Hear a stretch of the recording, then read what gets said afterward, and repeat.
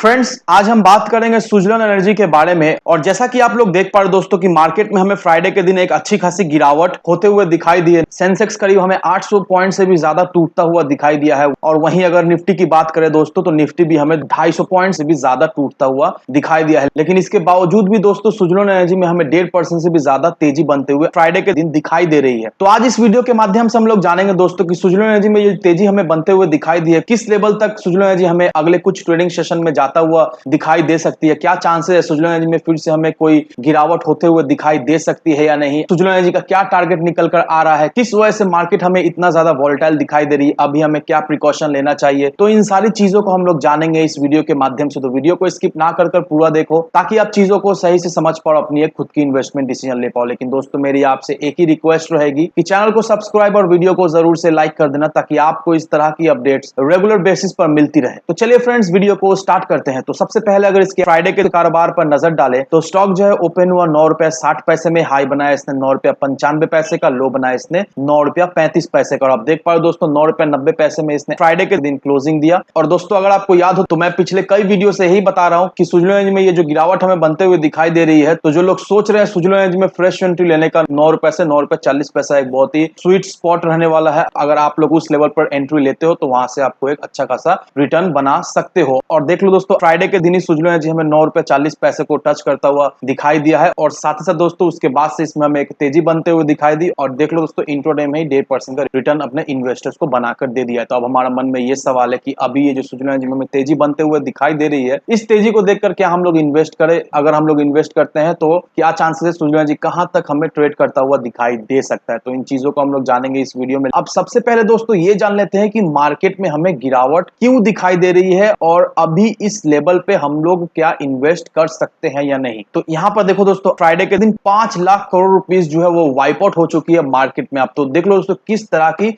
Market में हमें Friday के दिन गिरावट होते हुए दिखाई दी है। नो डाउट मिड कैप और स्मॉल कैप इंडाइसिस में हमें तो रिकवरी होते हुए दिखाई दी है, लेकिन फिर भी ये दोनों इंडाइसिस हमें फ्राइडे के दिन इसमें 2% हमें गिरावट होते हुए दिखाई दे रही है। अब उन कारणों को जान लेते हैं जिस वजह से मार्केट हमें क्रैश होता हुआ दिखाई दे रहा है, इतना ज्यादा हमें मार्केट में गिरावट होते हुए दिखाई दे। तो यहाँ पर देखो दोस्तों सबसे पहला जो पॉइंट निकल कर आ रहा है वो है सेंट्रल बैंक एक्शन। अब यहाँ पर क्या हुआ था, थर्सडे के दिन बैंक ऑफ इंग्लैंड ने यूके को वार्न किया था कि 2023 तक उनका जो इकोनॉमी है वो 10% से भी ज्यादा हमें उसमें इन्फ्लेशन होता हुआ दिखाई देगा। और एक दिन पहले ही दैट मींस बुधवार के दिन यूएस फेड ने अपना पॉलिसीज में इंक्रीज कर 50 बेसिस पॉइंट कर दिया है, जो कि 22 सालों में सबसे ज्यादा निकल कर आ रहा है। और यूएस का जो जीडीपी है वो 1.4% तक हमें गिरता हुआ दिखाई दे रहा है मार्च के क्वार्टर में। और वहीं आरबीआई ने पॉलिसीज रेट जो है वो इंक्रीज कर 40 बेसिस पॉइंट कर दिया है और कैश रिजर्व रेशियो को भी बढ़ा दिया। अब 40 बेसिस पॉइंट का मतलब क्या निकल कर रहा है? मतलब यही है दोस्तों कि रेट ऑफ इंटरेस्ट में हमें बढ़ोतरी होते हुए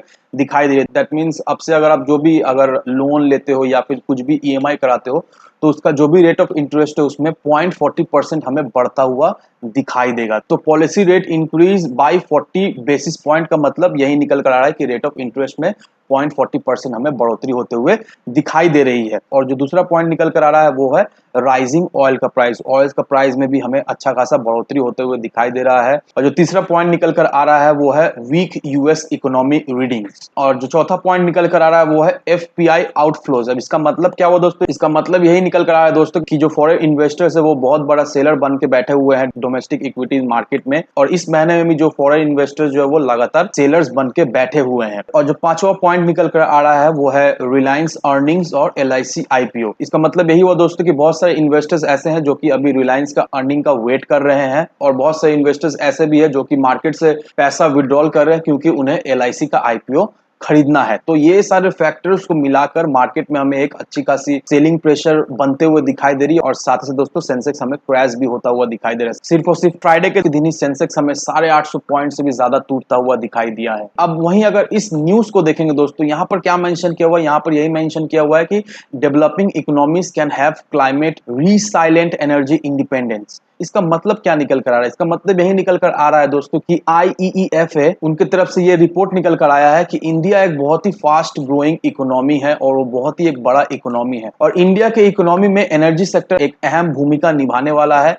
और साथ ही साथ दोस्तों जो गवर्नमेंट का जो टारगेट है जीरो एमिशन का, उसमें टोटली एनर्जी सेक्टर ही एक अहम भूमिका निभाने वाली है, क्योंकि हम लोग अच्छी तरीके से जानते हैं दोस्तों कि अभी हमारे जो प्राइम मिनिस्टर है वो अभी टूर पर है। और रिसेंटली मैंने एक वीडियो भी अपलोड किया था कि हमारे जो प्राइम मिनिस्टर है उन्होंने $10.5 बिलियन का एक एग्रीमेंट साइन हुआ है जर्मनी के साथ, जिसके तहत भारत में $10.5 बिलियन का इन्वेस्टमेंट आने वाला है रिन्यूएबल एनर्जी को पुश करने के लिए। तो आप देख लो दोस्तों, सरकार किस तरह से दूसरे दूसरे कंट्रीज से कोलैबोरेशन कर रही है ताकि उनका जो विजन है जीरो एमिशन का वो जल्द से जल्द पूरा हो। और नोटा दोस्तों, सरकार ने जो ठाना है वो किसी भी कीमत में वो लोग पूरा करने वाला है, और इस वजह से इतना अच्छा अच्छा स्टेप लिया जा रहा है। और इन फ्यूचर दोस्तों ऐसे ही काफी ज्यादा इन्वेस्टमेंट आने वाला है रिन्यूएबल एनर्जी के सेक्टर में। तो नोटा दोस्तों, जैसे जैसे करके रिन्यूएबल एनर्जी के सेक्टर में हमें इन्वेस्टमेंट आता हुआ दिखाई देगा, वैसे वैसे करके रिन्यूएबल एनर्जी के सेक्टर के जितने भी स्टॉक है उसमें हमें एक अच्छी खासी तेजी बनते हुए दिखाई देगी। और सुजलोन एनर्जी को इससे काफी ज्यादा बेनिफिट हमें मिलता हुआ दिखाई देगा, क्योंकि सुजलोन एनर्जी काफी पुराना कंपनी है,